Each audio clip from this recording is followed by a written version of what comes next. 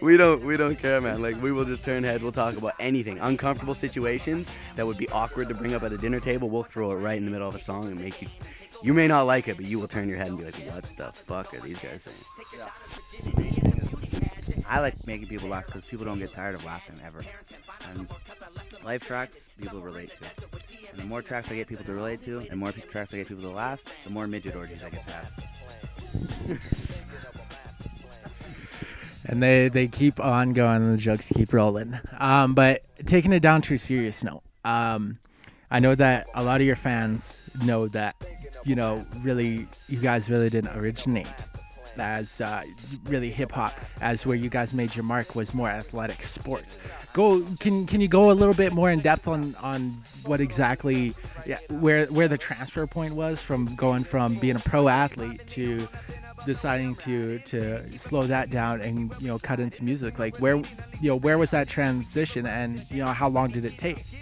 Well, we've been doing music like our whole lives on some level. Me and Decon used to be like in a punk rock band back when we were in like junior high, and like so we've been involved in the music on some level, and we listened to a lot of rap growing up, and I mean it was always something you could relate to because it's kind of the voice of the voiceless. There's so much energy growing up that you don't know where to channel, so you channel it into these genres of music that just release it.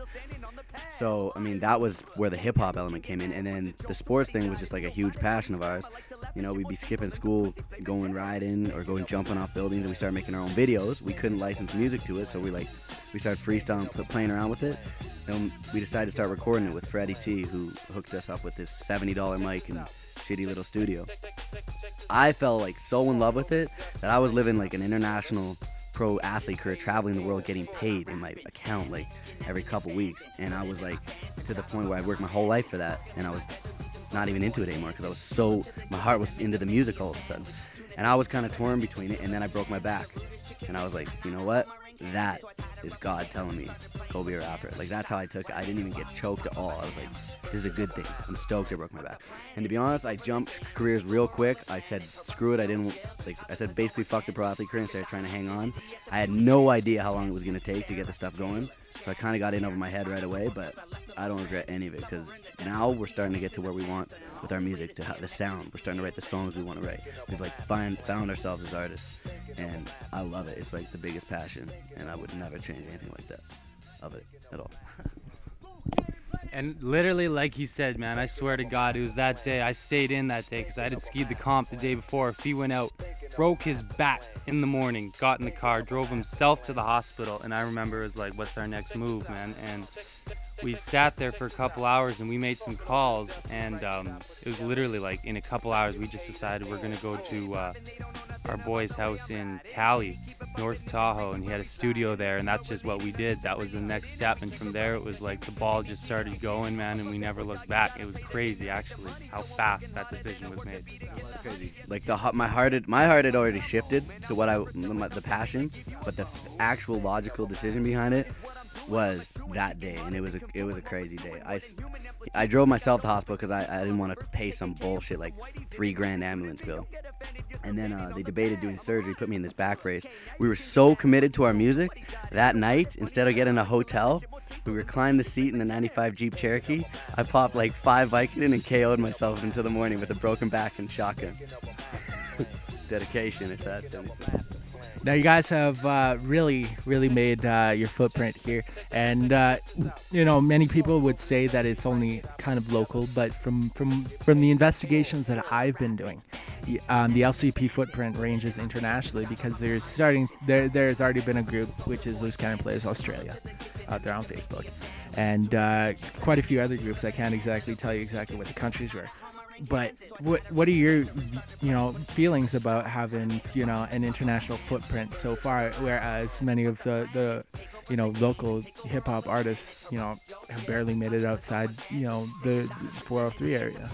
I think if your shit is hot and it's good, and more importantly it's genuine and real, everybody's gonna relate to it on some level.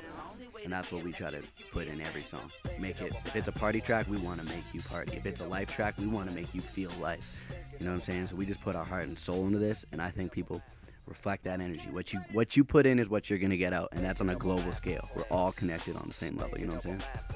And travel. You got to travel, man, because I mean, I know Fee's been a lot of places in Europe through skiing, and he made a lot of contacts out there, and that's a lot of our following is through him actually seeing face-to-face time with those people and rapping in for these parties and these movie premieres and stuff like that, getting up there on the mic and doing that, and that was huge for us because I know we got lots of exposure through skiing and all that, so we can't forget traveling, being out there and like literally seeing these people and experiencing and touching them in their lives through, you know, through Fee's skiing or through just us being there partying and having a good time in different places. So that's literally a big thing that helped us out, and that's good. To close this off, like I always do in all my interviews, if you guys could say one last thing to your fans, assuming you guys were to say Die Tonight, if you guys had one thing left to say to your fans, what would it be? I know Fee's gonna kill me for this one, but honestly, man, follow your dream no matter what. I swear to God, it's that easy, and I know everyone says that, but straight up, follow your dream and believe in it beyond anything else.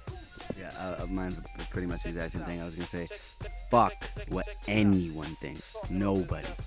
Do what you want to do, live the life you want to live, and follow your heart.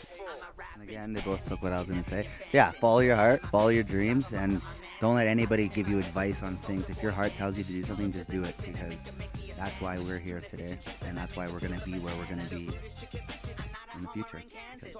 If you're debating a decision and your head's making it logically and it makes more sense in your head, but your heart's like, your gut is telling you not, listen to your gut.